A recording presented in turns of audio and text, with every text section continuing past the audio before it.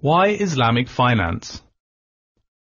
What do former President Obasanjo of Nigeria, Nick the UK homebuyer, and Faisal the American college student all have in common? They're all trying to pay off loans that seem to increase every single day. What started off with a seemingly small interest rate ballooned into something completely unattainable. We'll look at each of their examples a little later.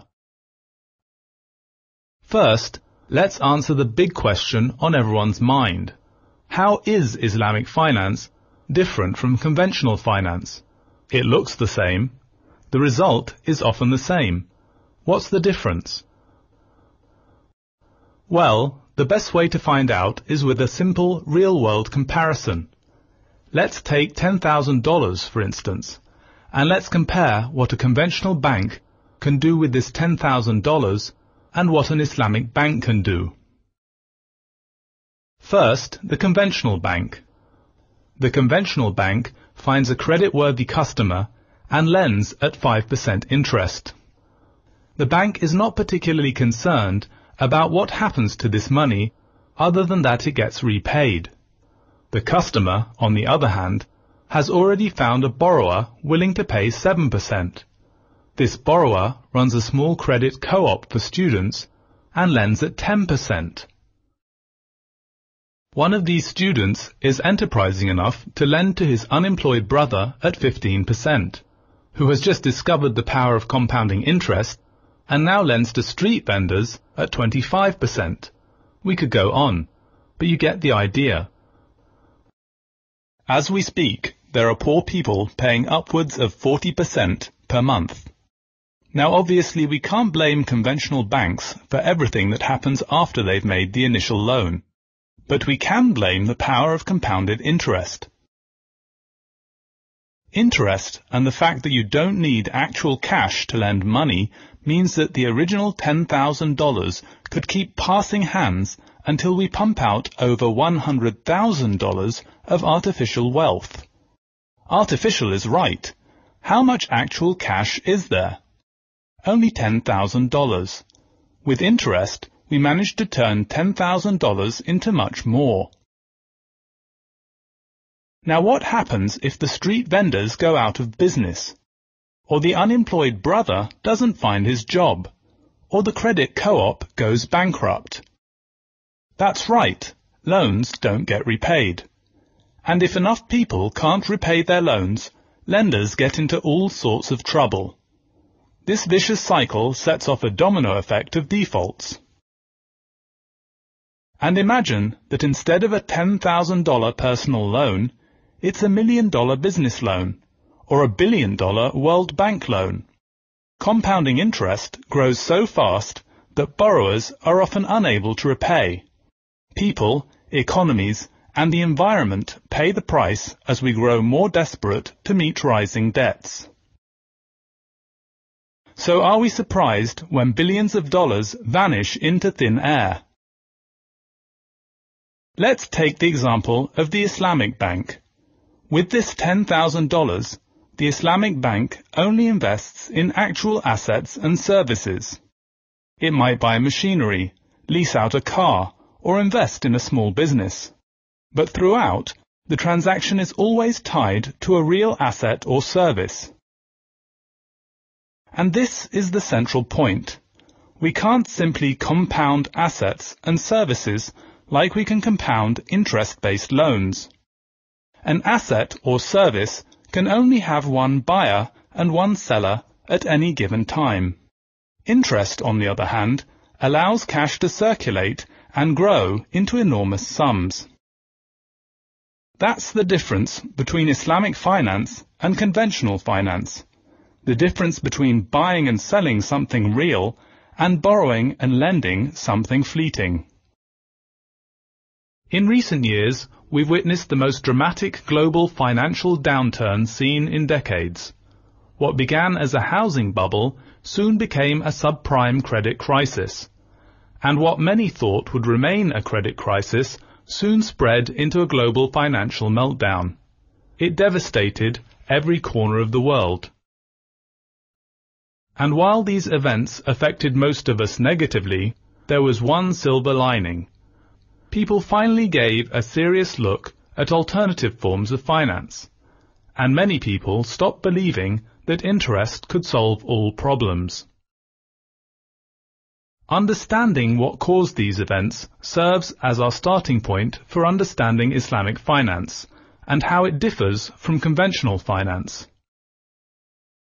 What conventional finance enables is the ability to sell money when there is no money, to sell assets before there are any underlying assets, and to allow debts to grow unchecked while borrowers become more desperate. Interest creates an artificial money supply that isn't backed by real assets. The result? Increased inflation, heightened volatility, richer rich, and poorer poor. Let's look at 3 practical examples that show just how Islamic finance is different from and better than conventional finance.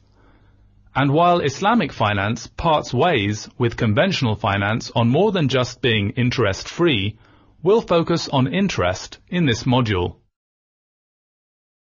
We'll look at 3 people in 3 very different real-world situations.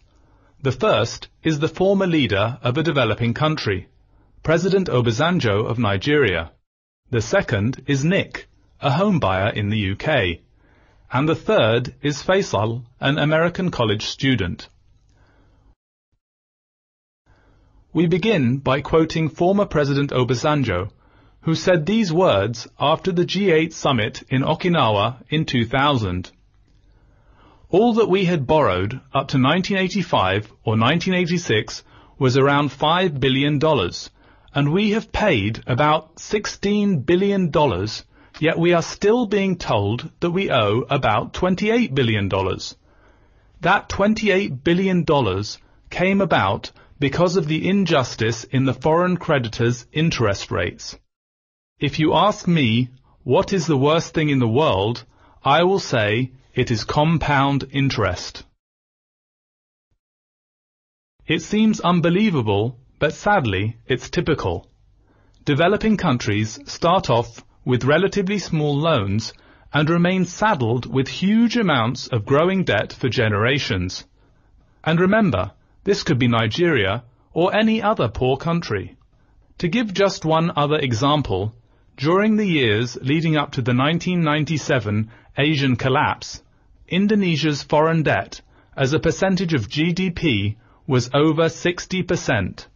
So Nigeria is certainly not an isolated example. There are countless more. How did borrowing just $5 billion end up in having to pay $44 billion in total? Let's open up a spreadsheet and find out. For the sake of simplicity, we'll just grow $5 billion into $44 billion between 1985 and 2000 and see what interest rate we get. It must have been a very high interest rate to get to $44 billion in such a short period of time.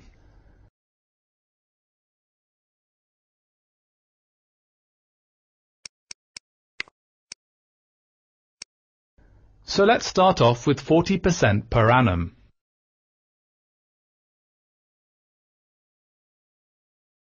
No, that's not right.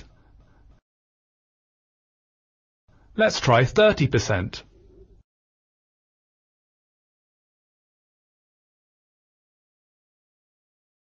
That still gives us a very high number. It turns out that to grow $5 billion into $44 billion takes an interest rate of only 15.6%. Now, on the face of it, around 15% doesn't sound exorbitant. It doesn't seem unfair, and technically it isn't even illegal according to international law. In fact, we personally know of banks that charge high-risk credits upwards of 30% interest rates. But every day, numerous countries find themselves in the same predicament as Nigeria. UNICEF estimates that over 500,000 children under the age of 5 die each year around the world as a result of the debt crisis. But as we've seen, it's not the debt that's the problem, it's the compounding interest.